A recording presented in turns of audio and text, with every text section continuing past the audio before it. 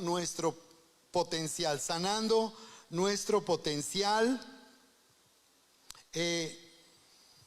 Al nacer de nuevo en un encuentro personal con Jesús, recibimos la naturaleza de Dios mismo, la vida misma de Dios. Porque dice, para que todo aquel que cree en Él no se pierda, mas tenga vida eterna. La palabra que se traduce para vida aquí es la palabra Zoe, que se refiere a la vida de Dios mismo. Entonces, cuando nosotros abrimos nuestro corazón y recibimos este regalo que el Señor nos ofrece, no por causa de nuestras buenas obras o de nuestras obras religiosas, la Biblia dice que es por gracia, es un regalo que Dios imparte a nuestra vida, su propia naturaleza. Y cuando esto sucede, lo que se produce en nosotros es que entramos en un increíble potencial. Hay un increíble potencial en nosotros, su iglesia, para manifestar la grandeza de Dios y para manifestar también su poder sobrenatural. Y el día de hoy yo quiero traer sanidad de nuestro potencial, porque yo estoy hablando de identificar 3 obstáculos que tenemos que superar. 3 obstáculos que es necesario superar para activar todo nuestro potencial de vivir en la vida nueva y abundante, de vivir en todo nuestro potencial para disfrutar de la cultura de Jesús, vivir en la cultura de Jesús, que como les hemos comentado aquí, hemos definido nuestra cultura de la casa, de la familia, por lo menos en 5 aspectos básicos. Porque nuestro potencial se va a hacer una realidad si nosotros vivimos en esta cultura de Jesús. Y en primer lugar hablamos de pasión. El primer punto de nuestra cultura, de la cultura de Jesús, que es un estilo de vida, es vivir con pasión. Y vivir con pasión consiste en vivir en el fuego del amor de Dios que enciende nuestra vida y hace que nuestra vida tenga sentido y propósito, y aún nos lleva a amar lo que hacemos y servir a Dios con todo nuestro corazón.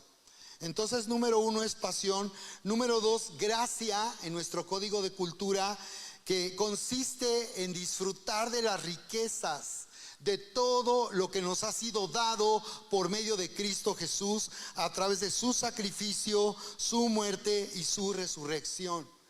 El tercer aspecto de nuestro código, con el que tú vas a darte cuenta que somos una familia especial y única aquí en el EVA, es creatividad. Es el tercer punto. Por eso ahí en la pizarra tenemos nuestro código para que tú identifiques el estilo de vida al cual Dios nos llama a disfrutar.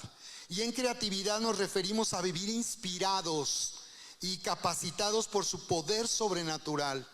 Porque aquí en casa, cuando vivimos en este estilo de vida, vamos a identificar que hay una inspiración que viene de Dios mismo y que nos hace tan creativos, y también vivir en su poder sobrenatural. Cuarto, honor. Es el cuarto aspecto que hay que identificar de nuestra cultura, y significa y consiste en vivir en una nueva identidad de hijos amados que nos eleva a su grandeza, a su autoridad y a su influencia. Así que Dios nos llama a vivir en honor, y también en quinto lugar en excelencia. La Biblia se refiere a la excelencia. La palabra griega se refiere a ir más allá de lo que tú podrías hacer. Si tú lanzas un balón de fútbol americano, lanzas el pase. Hoy estaba viendo qué talento tiene Mahomes, qué bárbaro. Cómo lanzaba los pases el domingo pasado en el Super Bowl. Qué emocionante estuvo ese partido. Ay, bueno, pero pensaba yo, ¿hasta dónde, Manlio, llegaría el balón si tú lo lanzaras? Yo era bueno también para lanzar el balón de fútbol americano. ¿Hasta dónde llegaría? Pues la excelencia, Manlio, es que hasta donde tú puedas hacer 10 lanzamientos y tengas tu máxima marca, que pudieran ser 10 metros, 15 metros. ¿Cuál será tu marca de mayor alcance, Manlio? ¿Cuánto? No, pues te estaría desperdiciando la NFL, hermano. No, pues yo digo que lo más de aquí a la cafetería, ¿no? De aquí donde estoy. Pon 30, pues la excelencia es que llegas arriba de 30, 40, 50 y acelerando. Esa es la excelencia. Que nuestro estilo de vida consiste en que Dios nos lleva a hacer las cosas más allá de lo que nuestra fuerza nos da, nuestra propia capacidad para hacer todas las cosas. Así que es en esa forma, en ese estilo de vida, que nosotros vamos a activar todo nuestro potencial. Qué impresionante, Dios nos ha llamado a vivir en pasión, disfrutando de su gracia, en creatividad, en honor, en excelencia. Y ese potencial transforma nuestra vida. Entonces yo estoy identificando 3 obstáculos para activar nuestro potencial. Y he hablado de la ignorancia, he hablado de la pereza. Y quiero hablar el día de hoy de este obstáculo que tenemos que identificar y superar, y es una mala conciencia o es la conciencia religiosa. Es uno de nuestros peores enemigos, porque una conciencia religiosa o que es una mala conciencia nos hace sentir todo el tiempo culpables. Por esa razón, muchas personas prefieren estar lejos de Dios.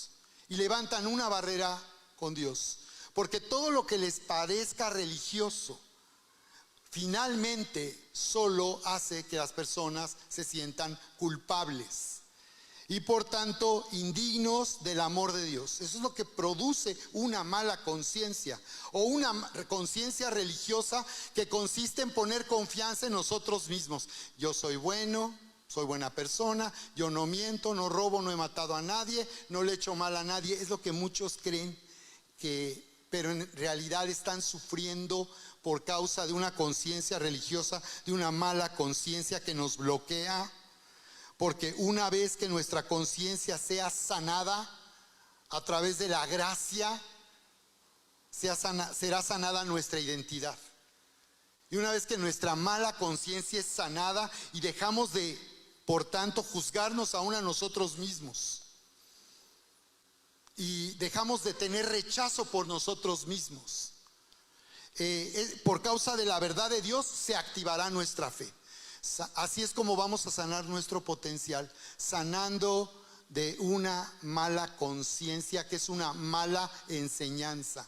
Como pastor que estoy por casi 40 años por cumplir en el ministerio, he podido percibir como el mayor problema que hay en la iglesia para activar todo el potencial que tenemos nosotros en la vida nueva y abundante en Cristo es una mala conciencia. Sentirnos culpables, indignos. Y eso levanta una barrera con Dios. Porque una persona que se siente culpable e indigna no tendrá capacidad para vivir como hijos amados y herederos de Dios. Nos dice ahí la palabra acerca de la conciencia. Dice, por ejemplo, en Hechos 23:1, el apóstol Pablo, cuando estaba dando testimonio acerca de predicar a Jesús, darlo a conocer, dice que estando en el concilio les dijo: varones hermanos, yo con toda buena conciencia he vivido delante de Dios hasta el día de hoy. La pregunta es: ¿tú estás viviendo hasta el día de hoy con una buena conciencia o estás sufriendo de una mala conciencia? Porque la mala conciencia es como una piedra en el zapato, ¿no? Cuando nos ha pasado que se mete una piedrita, pues podemos caminar, pero ahí vamos rengueando. Y muchos tienen en su conciencia, en el zapato de la conciencia, una piedrita, si no es que una piedrota, que no les permite avanzar, porque Dios nos llama a un nuevo avance sobrenatural, a un nuevo avance sobrenatural. Y así que bien, observa este principio que yo he enseñado. Quien tú eres determina hasta dónde vas a llegar en la vida y lo que vas a alcanzar en la vida. Quien tú eres. Pero quien crees que tú eres está determinado por quien crees que tú eres. Quien tú eres está determinado por quien crees que tú eres. Y esto tiene que ver con nuestra conciencia. Tener una buena conciencia y ser libres de una mala enseñanza que ha hecho sentir siempre a muchos solo culpables, indignos del amor de Dios y de todo el bien que Dios quiere para nuestra vida. Así que vamos a orar por esta palabra en Salmos 32. Como ven, esta es una breve introducción. Y la verdad es que yo me quedo, normalmente lo que traigo preparado predico como la tercera parte, cuando mucho la mitad. Por eso es que yo luego comparto con el deseo de que tú me sigas o que tú sigas recibiendo lo que el día de hoy estamos compartiendo. Salmos 32, si alguien lo puede leer en una versión de Biblia actual estaría padrísimo, porque esto hay que disfrutarlo. Como decía Erika, es como venir a este evento de mujeres para ver cine y sentarse aquí bien rico con unas palomitas, una buena botana. Una buena botana. Ayer Erika me hizo unos esquites buenísimos y le pusimos unos churrumais, unos así, ¿no?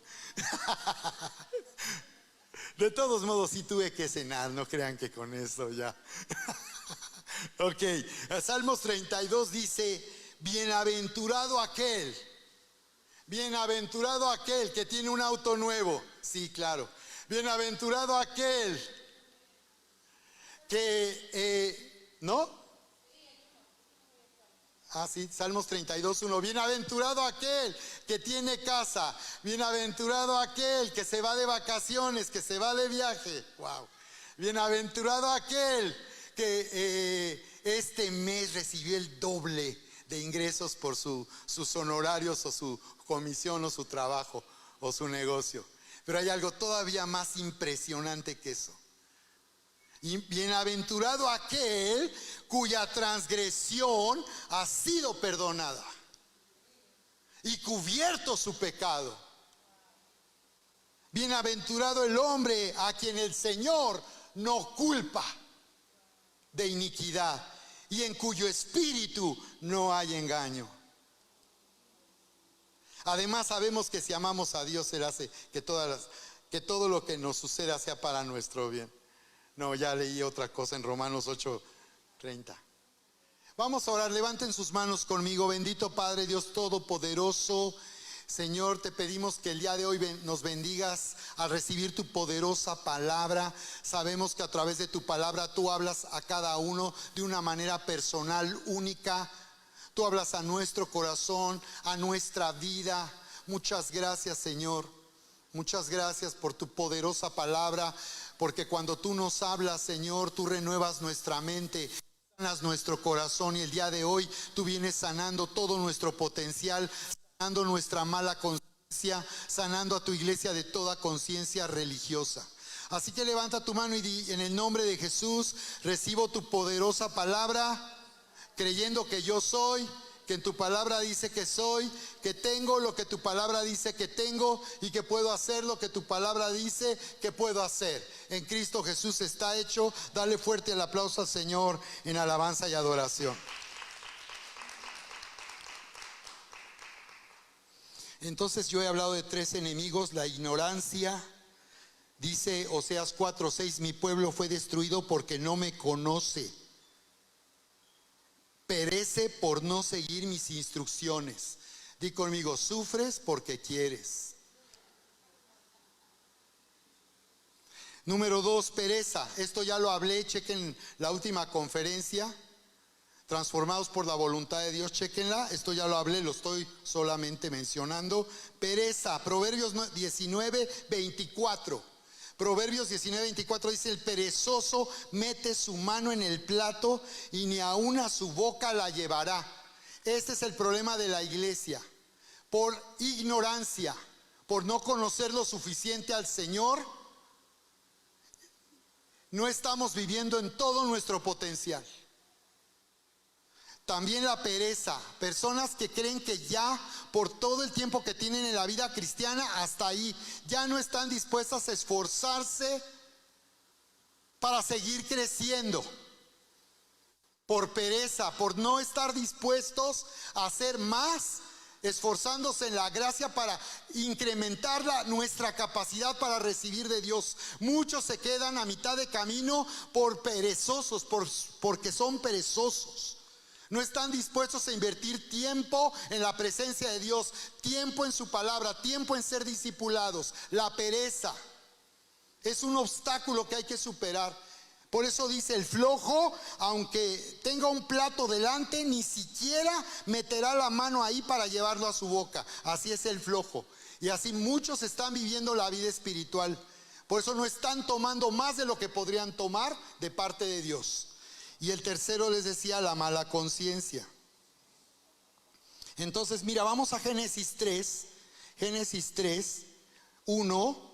Porque vamos a identificar en qué consiste el problema de conciencia, cómo lo enfrenta el hombre y cómo lo trata Dios. El problema de conciencia que roba nuestra identidad, nos hace sentir que no somos hijos amados, que seguimos siendo pecadores, cucarachas cristianas, piojo cristiano, ya dije masculino y femenino, para que nadie se nos escabulla, ¿verdad?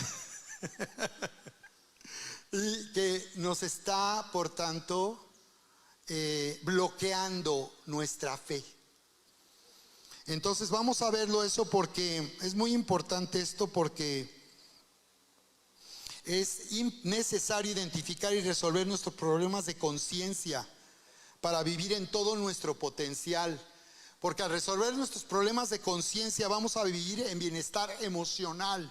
Bienaventurado el varón que ha sido perdonado y no se le culpa de nada. Tenemos la conciencia, una buena conciencia en paz, libre, ¿no?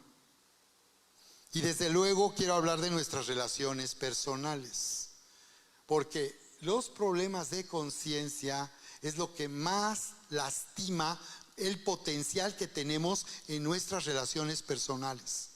Porque Dios te llama a ser un influencer, una influencia. Tú eres una influencia. Y si tú puedes usar las redes sociales para hacer bien a otros, para hablarles, dar a conocer el amor de Dios, wow, qué maravilloso.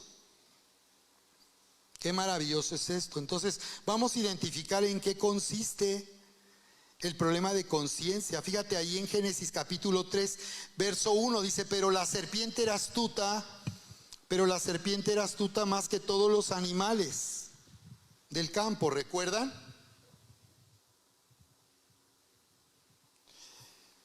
Puedes seguirme en tu propia Biblia o escuchar simplemente. ¿Sabían que en un tiempo en el pueblo de Israel solo se reunían para leer las escrituras? Hay un evento histórico, hasta los niños ahí todo el día oyendo la lectura de las escrituras.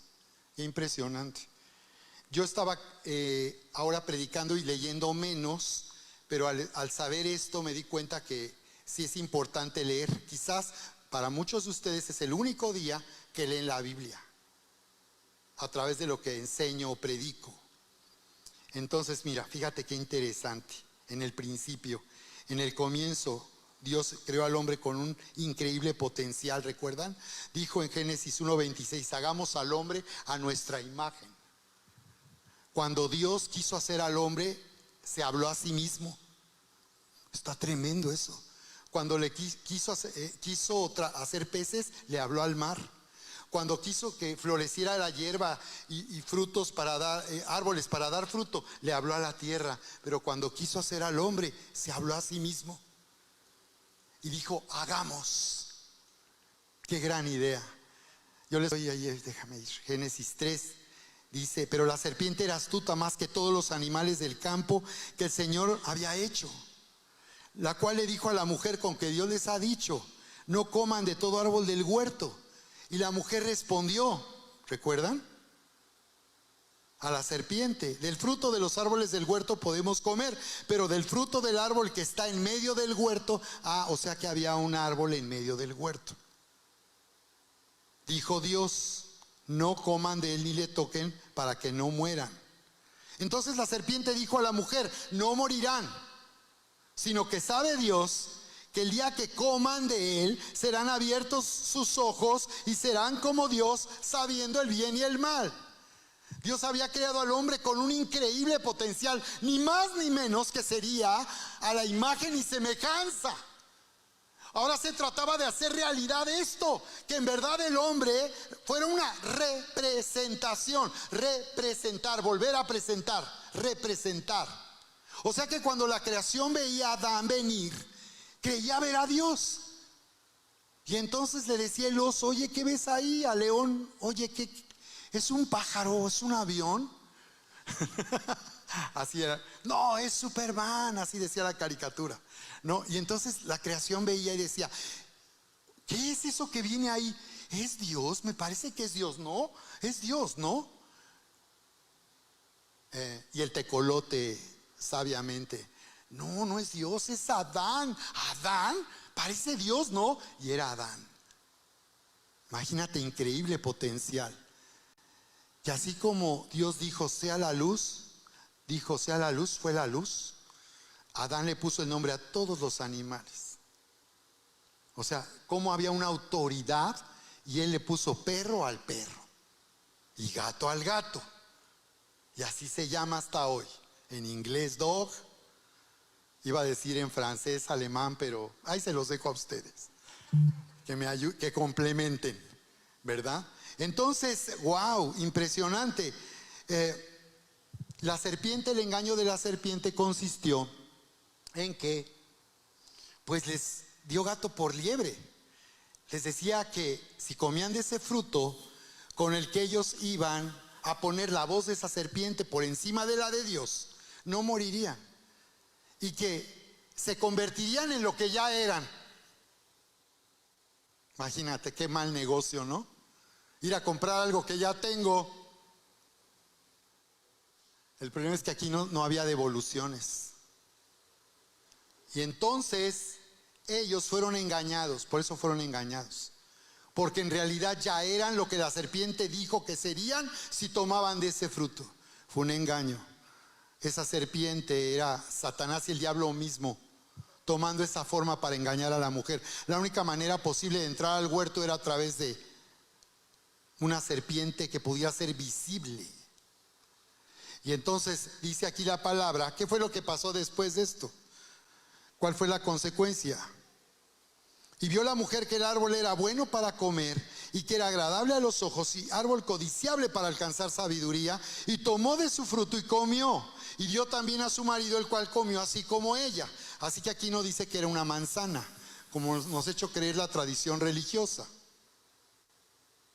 ni tiene que ver con el sexo. Dios les había dicho: multiplíquense y llenen la tierra. ¿Y eso cómo iba a ser? ¿En la mente? ¿En el corazón?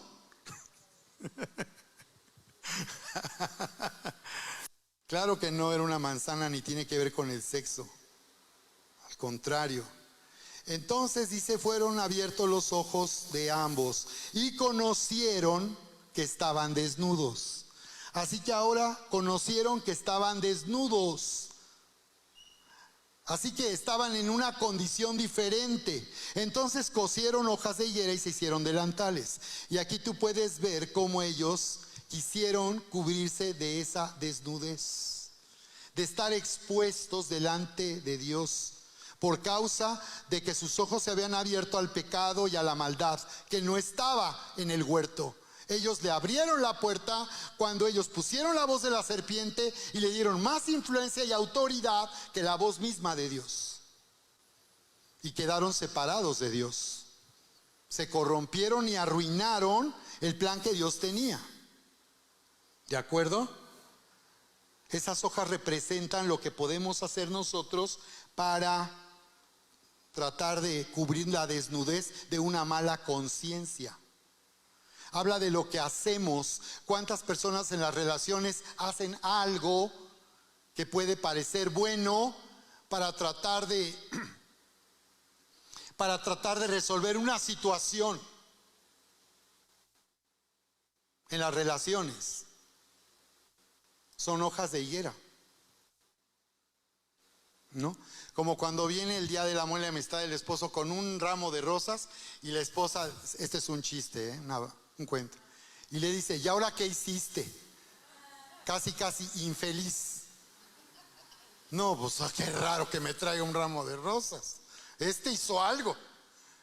Porque la gente ha ido viendo que muchas veces una mala conciencia hace que las personas hagan cosas buenas que parezcan malas, ¿no? Y oyeron la voz del Señor que se paseaba en el huerto. O sea que el Señor iba al huerto. Iba al huerto y se encontraba en el huerto con Adán y Eva. Y oían la voz, o sea que les hablaba y ellos podían escuchar a Dios hablarles. Hey amigos, ya estoy aquí, hijitos, ya estoy aquí. ¿Qué están haciendo? ¿Tú crees que Dios no sabía lo que estaban haciendo? Pero se trataba de que ellos tuvieran contacto, relación. Y oyeron la voz del Señor que se paseaba en el huerto, o sea que paseaba por el huerto al aire del día. Y el hombre y su mujer, ¿qué hicieron? Dice que se escondieron, salud, de la presencia del Señor entre los árboles del huerto. Mas el Señor Dios llamó al hombre y le dijo: ¿dónde estás tú? Y él respondió: oí tu voz en el huerto y tuve miedo porque estaba desnudo y me escondí. Aquí entonces tú puedes ver cómo la relación con Dios se rompió, se levantó una barrera, ya no había como antes, ya no era como antes, y todo estaba en que ahora el hombre estaba sufriendo de una mala conciencia. ¿Por qué se escondieron? Porque se escondieron de Dios, se sentían expuestos, desnudos. Sabían que habían cometido un grave error, pero se escondieron. Y dice que cuando Dios respondió y les dijo: 1, 2, 3 por todos mis compañeros. Y Adán creía que estaba escondido atrás de unos matorrales y Dios atrás de él. Oí tu voz en el huerto, le dijo, y tuve miedo. Esto es una mala conciencia. Una barrera que se levanta porque se esconden. Las personas se esconden de Dios. Tenemos que entender cómo tratar con las personas que deseamos dar a conocer a Jesús. Tenemos que entender que esta es la barrera más importante. Esta es la principal barrera que tenemos que quitar para que las personas puedan conocer a Jesús, para que puedan conocerle a Él. Jesús dijo, y esta es la vida eterna, Juan 14, 6, 7, que te conozcan a ti, el único Dios verdadero, y a Jesucristo a quien tú has enviado. Pero ¿cómo podrán conocerle si tienen una barrera? ¿Cómo podrán conocerle si no quieren venir? Si no quieren oír. ¿Por qué no quieren venir? ¿Y por qué no quieren oír? Porque se están escondiendo de Dios. Ha levantado una barrera. Todos nosotros en algún momento levantamos una barrera y no queríamos. ¿Recuerdas? Mira cómo lo dice ahí en Juan 3, 19, 20. Después de que dice, porque tal manera amó Dios al mundo, que dio a su único hijo, para que todo aquel que cree en él no se pierda, mas tenga vida eterna. Ese es el propósito. Dice, verso 19, en esto consiste la condenación. Fíjate, en que la luz vino al mundo y la gente prefirió las tinieblas a la luz, pues las cosas que hacían eran malas. ¿Por qué dice que la gente prefiere las tinieblas a la luz? Porque en algún momento nosotros preferimos las tinieblas que a la luz. Así es la presencia de Dios. ¿Por qué? Porque dice que sus obras serán malas, sí. Sí, ¿verdad? O sea, porque habían hecho mal. Por cuanto sabemos que hemos hecho mal, que hemos fallado, que hemos pecado ante Dios y ante los hombres, nos sentimos mal, nos sentimos culpables, nos sentimos indignos. Dice que los hombres prefirieron las tinieblas a la luz porque sus obras eran malas. Quiere decir que cuando uno prefiere alejarse de Dios y levantar una barrera, se queda en sus malas obras, se queda en sus pecados y maldades, porque ahí está. En tinieblas, en la oscuridad, la luz viene a exponer lo que no se puede ver. ¿Recuerdas cuando te has quedado sin luz? Es increíble, prendes un pequeño cerillito y ya se ve todo ahí. Y ya ves que estabas a punto de tropezar con la silla y evitas ese accidente. Entonces, así es cada vez que nosotros venimos a la presencia de Dios. Ya no uses hojas de higuera. Ya no uses para acercarte a Dios. No necesitas esconderte de Dios. No necesitas levantar una barrera. Porque cada vez que estamos en la luz se va a exponer. Y la verdad es que nadie se va a sentir bien en esa luz. Nadie. Entonces, no se trata de huir de la luz, sino dejar que la luz nos muestre cómo el Señor va a tratar este problema de conciencia en nuestro corazón. Y esa es la conclusión a la que vamos a llegar el día de hoy. Cómo yo mantengo una buena conciencia delante de Dios. Pero como puedes darte cuenta, ¿qué pasó después? Cuando Dios le pide cuentas a Adán, que por cierto, fue Eva la primera, ¿verdad? Por eso dice, nos llevan 5 minutos de ventaja a ustedes. Porque abrieron los ojos primero que nosotros. Las mujeres son muy perceptivas, súper perceptivas. Hay hombres perceptivos, pero las mujeres, no hombre, wow. Entonces, ¿qué pasó? ¿Recuerdan?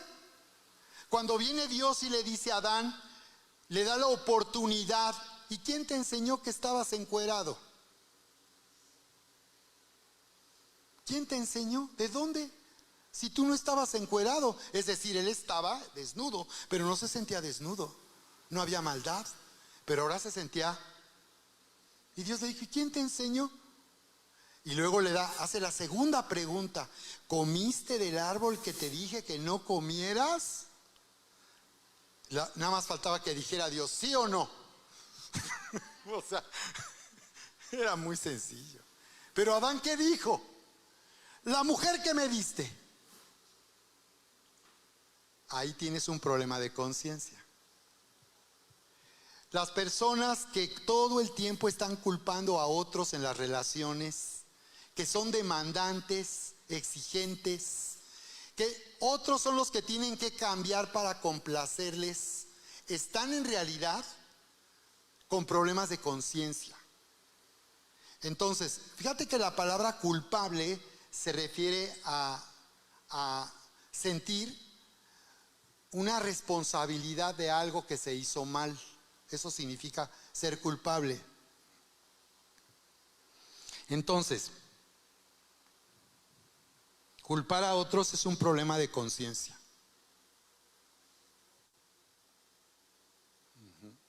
Es que yo les he dicho, que, como dice la palabra, enójense,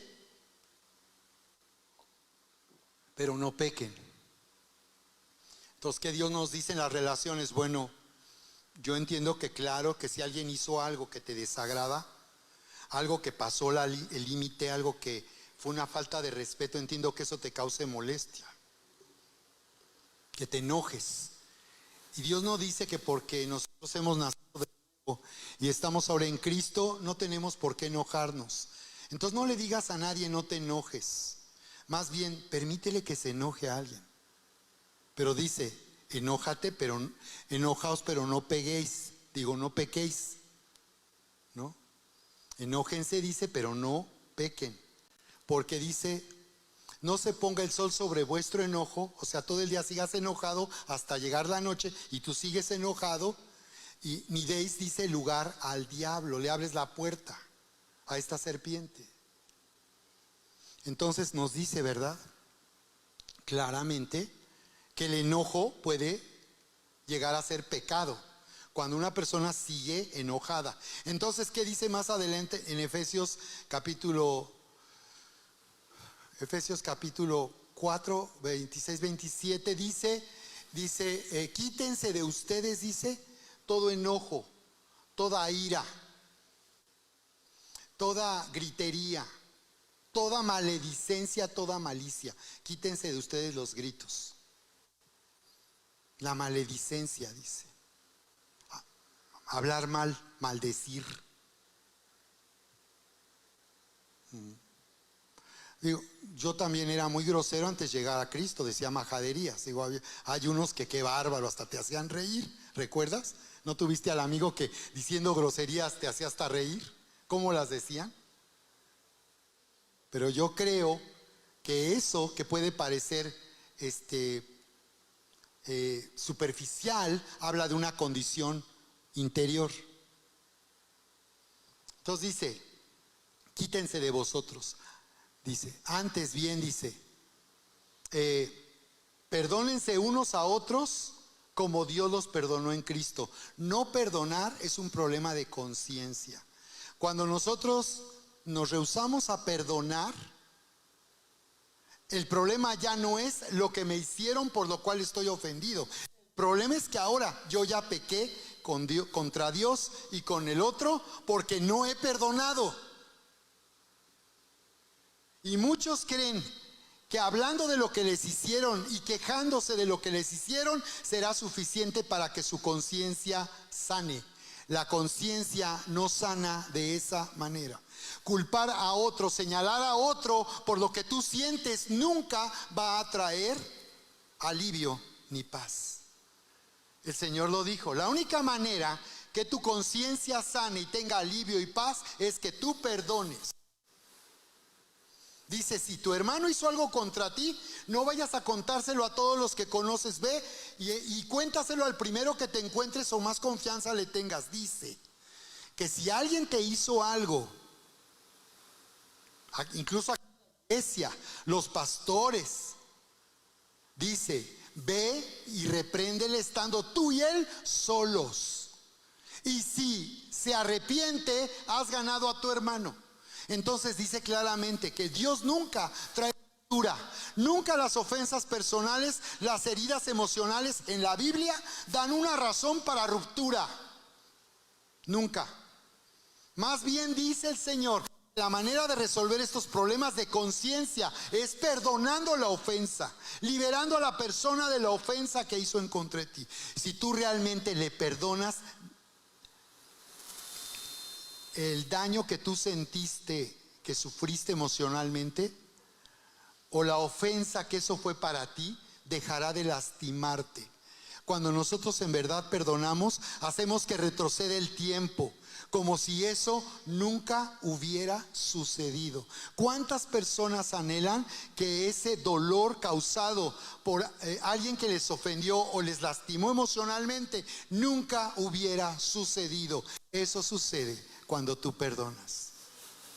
Es un problema de conciencia. Entonces, qué interesante cómo Dios está en el contexto de todas nuestras relaciones. Por eso es que sanar nuestra conciencia, sanar nuestro corazón, sanar nuestra identidad, tiene un efecto en nuestras relaciones.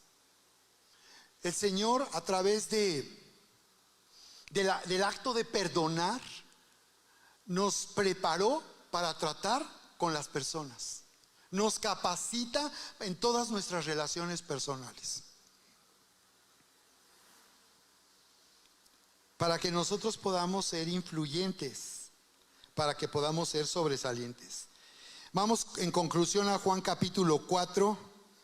Como les dije, yo predico como la tercera parte, si acaso la mitad de lo que tengo. Entonces, Juan capítulo 4, y quiero que veas cómo la gracia de Jesús sana nuestra conciencia. Pero primero Marcos, para ir a la conclusión, y yo voy a continuar entonces. Ahí en Marcos capítulo 2 vemos cómo Jesús sana a un paralítico, y dice la palabra que en Capernaum, después de Jesús estar unos días ahí, todo el mundo se enteró que estaba en casa. O sea que él había una casa que era como su casa, y cuando él estaba ahí estaba en casa. Y dice que se juntaron muchos de tal manera que nadie cabía en esa casa. Nadie. Y dice que les predicaba la palabra, y que entonces vinieron unos trayendo a un paralítico que era cargado por 4 hombres, y como no podían entrar, dice que se subieron al techo y rompieron el techo para poder bajar al paralítico. Imagínate al paralítico del techo, quebrándose, más a la derecha, más a la izquierda, despacito, despacito, despacito. Mira qué impresionante.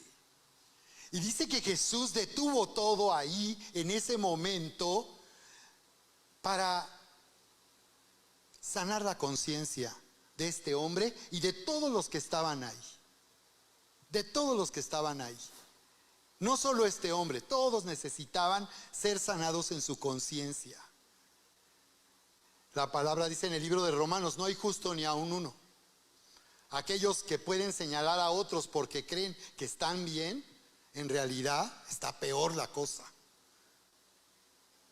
Entonces dice que Jesús le dijo al hombre en el verso 5. Al ver Jesús la fe de ellos, qué interesante.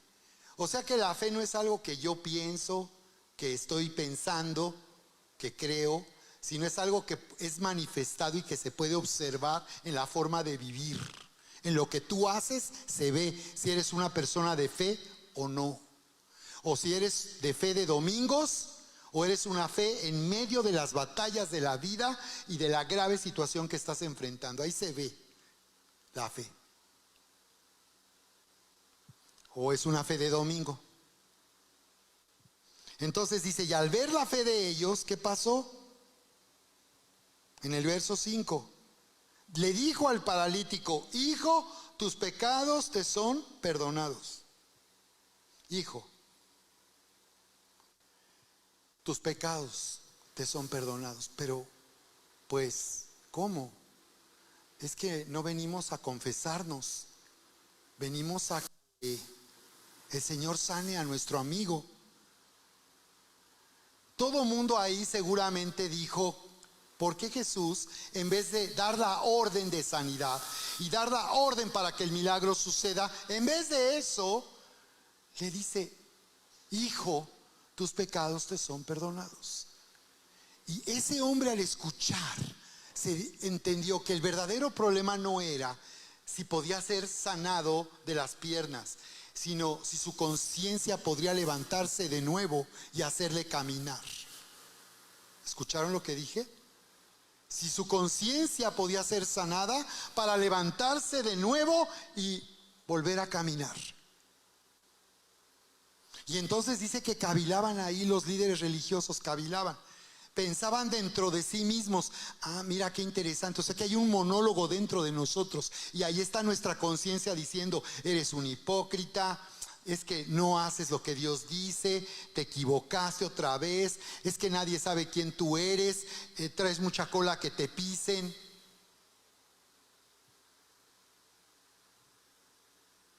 Y todo lo que nuestra conciencia creemos que nos estamos oyendo nuestros pensamientos, como decía Charis el día de hoy, oyendo nuestros pensamientos. Muchas veces ni siquiera son tus pensamientos. Busquen Apocalipsis 12:10 y dice que ahí hay alguien que estará hablando a tu conciencia. Y dice que es el diablo y Satanás, el acusador de nuestros hermanos, que los acusa día y noche. Así que cuando nosotros cometemos un error, ahí está el diablo de chismoso. Ahí está el diablo de chismoso. Cuando fallamos. Y el diablo va a venir a decirte: ¿cómo le pides eso a Dios? Mira, ni oras, ni entras, avanza. El acusador que los acusa día y noche. Muchas veces no son nuestros pensamientos, es la voz del enemigo que creemos que somos nosotros reprochándonos: es que cómo es posible, cómo pude hacer eso, cómo esto pudo ocurrir. Y el problema es que cuando tú eres perfeccionista es muy difícil tolerar tus propios errores y los errores de otros. Dios no es perfeccionista, es perfecto. Pero cuando una persona es perfeccionista, está alimentando la voz del diablo, de Satanás. Estará haciéndote, recriminándote y diciéndote todo lo mal que hiciste, todo lo mal que estás, que si otros supieran lo que tú estás pensando, ya no vendrías a la iglesia. Así es como actúa el acusador de nuestros hermanos. Entonces ni siquiera son nuestros propios pensamientos. Pero dice que este hombre necesitaba oír: hijo. Y lo primero que oyó fue una voz de un padre que le decía: hijo. Y ¿cómo lo diría Jesús? Porque, pues, podemos decir algo, pero va a sonar distinto.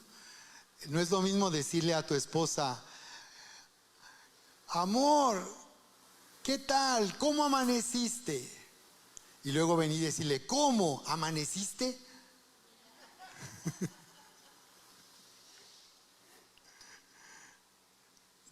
Entonces, ¿cómo Jesús le habló a este hombre al decirle hijo? Para que él se sintiera amado, no rechazado, aceptado, aprobado, no hecho a un lado. Y le dice: hijo, tus pecados te son perdonados. Y entonces esos que decían: ¿cómo es posible? Pensando adentro, en la mente, girando la ardilla, y decían: ¿cómo es posible? ¿Quién es este para perdonar los pecados? O sea que solo hay uno que puede perdonar los pecados, ¿verdad? ¿Quién es este? Y entonces Jesús les dice, para que vean la autoridad que tiene el Hijo del Hombre. ¿Qué creen que sea más difícil? ¿Que el Hijo del Hombre perdone pecados o decirle a este hombre: levántate, toma tu lecho y anda? Pues para que vean que tengo esa autoridad, les dice el Señor, le dijo al paralítico: levántate, toma tu lecho y anda. Fíjate que hay algo interesante en este milagro que hay que considerar. Imagínate ese paralítico bajando del techo y pensando él: a ver, si tú estuvieras en su lugar, ¿qué habría sucedido? Para empezar, que tus amigos te dijeran: nosotros te llevamos. Ay, no, ¿cómo crees? Ay, no, ¿cómo creen? Fíjate el paralítico, ¿eh? A veces estamos en una situación tan desesperada. Si estamos en una situación tan desesperada, el milagro está bajando del techo. Pero fíjate el paralítico, que no les dijo: ay, no, ¿cómo crees? Y ahí los tienes a los 4 trepados en el techo para poder subir. Y bajando al paralítico, imagínate el paralítico: qué pena, voy a interrumpir a Jesús. Está predicando, le está hablando a todos y yo voy a interrumpir. Qué pena, y voy a estar en el centro, ni siquiera atrasito, ahí en medio de todos. Qué pena. Y luego no dijo nada el paralítico. ¿Te das cuenta? ¿Qué podría decirle el paralítico? Se sentía tan indigno, tan culpable, que lo único que podía hacer era oír la voz del Señor Jesús hablándole como un padre, diciéndole que lo amaba y que él había sido perdonado. Era necesario entonces sanar su conciencia para que la fe se activara. ¿Te das cuenta?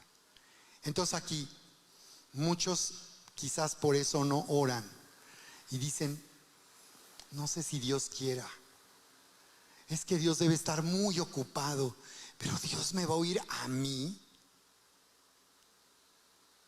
Entonces, cuando este hombre escuchó que había sido perdonado por Jesús, su conciencia fue sanada y él se levantó ahora con una nueva conciencia,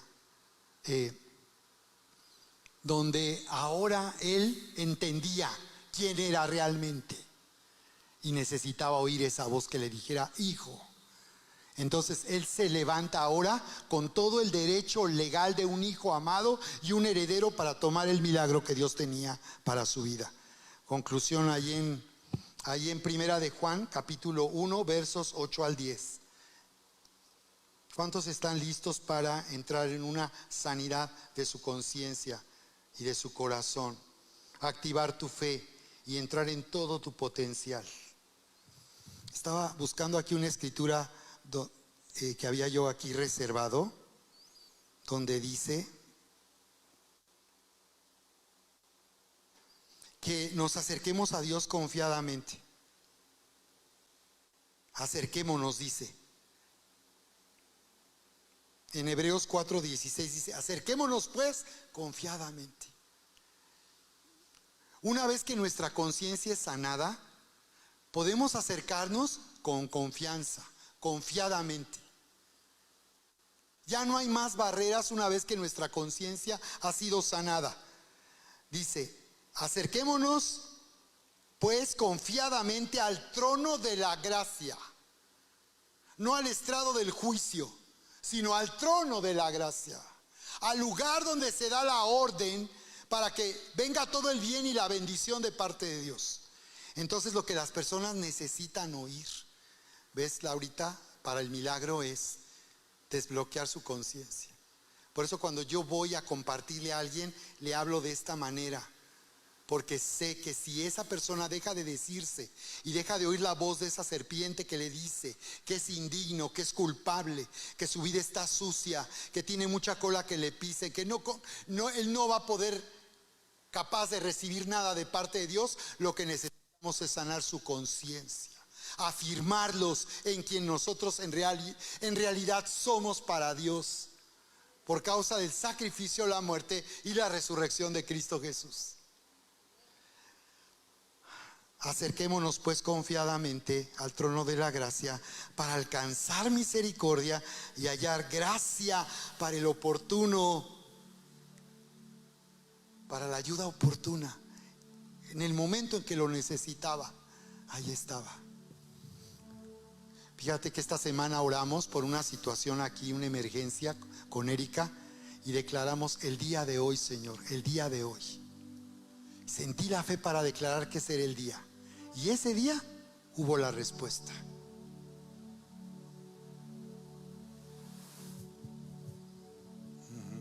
Así que acércate con confianza, con una conciencia sanada. Ahora te voy a decir cómo y aquí vamos a orar para que la iglesia sea sanada en su conciencia y tú vivas como decía el apóstol Pablo ahí dando testimonio. ¿Recuerdan que se los leí? Como dice ahí en Hechos, diciéndole al concilio: yo con toda buena conciencia he vivido delante de Dios hasta el día de hoy. ¿Qué quiere decir eso? ¿Que Pablo nunca cometió errores? ¿Nunca pecó? ¿Nunca falló? ¿Será eso posible? ¿Que alguien de verdad pueda nunca fallar, nunca pecar? No. Él no decía eso porque era un hombre perfecto que nunca fallaba y nunca pecaba. De hecho, él habla en alguna de sus cartas de alguna de sus debilidades. Pero dice: yo con toda buena conciencia he vivido delante de Dios hasta el día de hoy.